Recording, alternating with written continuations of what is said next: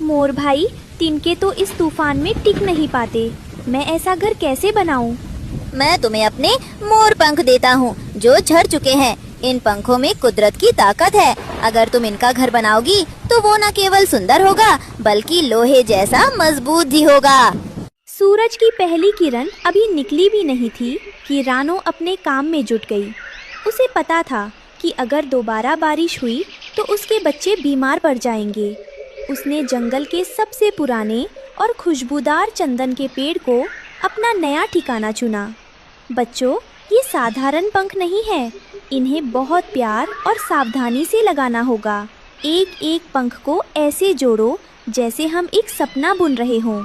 माँ देखो, जैसे ही मैं इस पंख को पेड़ पर लगाता हूँ, ये अपने आप चिपक जाता है और इसमें से ठंडी ठंडी खुशबू आने लगती है। दोपहर होते होते मोर पंख महल तैयार हो गया। ये इतना सुंदर था कि जो भी उसे देखता उसकी आंखें फटी की फटी रह जाती।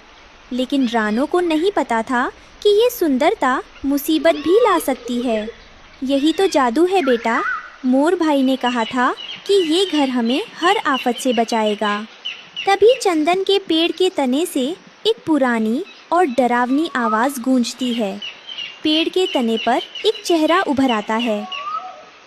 रुको नन्ही चिड़िया, तुमने मेरे शरीर पर ये चमकीले पंख तो सजा दिए, लेकिन क्या तुम्हें पता है कि इस चंदन के पेड़ की जड़ों के नीचे क्या छिपा है? तुमने एक ऐसे खजाने के ऊपर अपना घर बनाया है जिसे सदियों से एक काला नाग ढूंढ रहा है। काला नाग? लेकिन मुझे तो बस एक घर चाहिए था। इन पंखों की चमक उस नाग को यहाँ खींच लाएगी।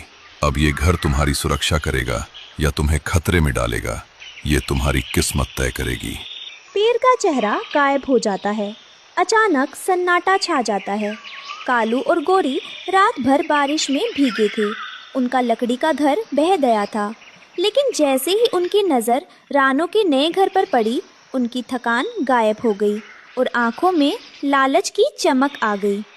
ओ जी देखो, इस मामूली सी चिड़िया ने तो महल बना लिया। हमारा घर तो बारिश में टूट गया। ये मुमकिन ही नहीं। ये जादू है गोरी, पक्का काला जादू। रानो जैसी मामूली चिड़िया ऐसा घर नहीं बना सकती। ये महल तो हमारे जैसे बड़े और रईस परिंदों का होना चाहिए।